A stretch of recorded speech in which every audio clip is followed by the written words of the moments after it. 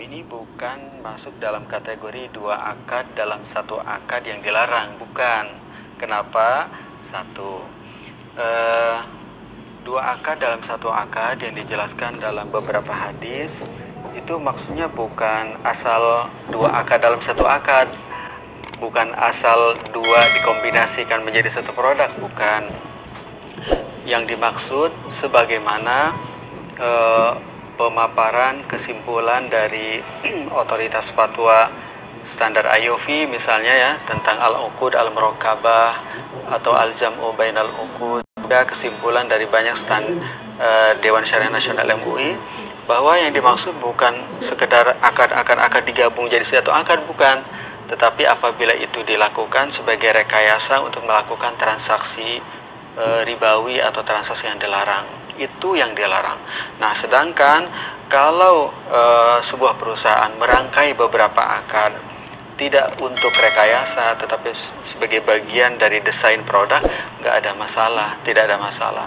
Di MLM, di asuransi syariah, di mana asuransi syariah berarti kan ada tabarru, ada wakalah, ada mudharabah. Apakah itu dua akad dalam satu akad? Iya, kombinasi, tapi bukan bagian dari dua akad dalam satu akad yang dilarang.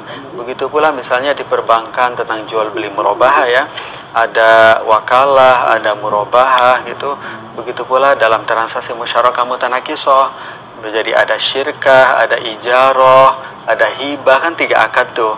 Jadi bukan bagian dari dua akad dalam satu akad yang dilarang, clear, nggak ada masalah di perusahaan MLM yang tadi ya, yang sudah mendapatkan sertifikat syariah.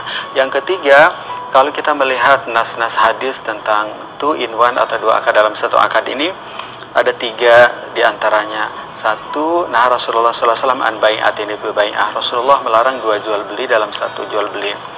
Yang kedua, nah Rasulullah SAW an safqatain fi safqah, 2 transaksi dalam satu transaksi.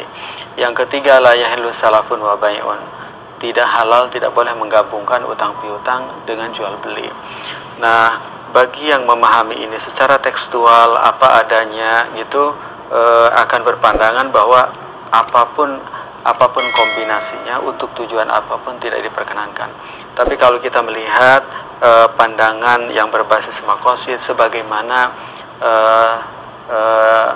standar syariah internasional IOV misalnya atau DSN MUI misalnya, maka disimpulkan bahwa yang dilarang itu bukan kombinasinya, tetapi itu dilakukan sebagai rekayasa untuk transaksi yang dilarang.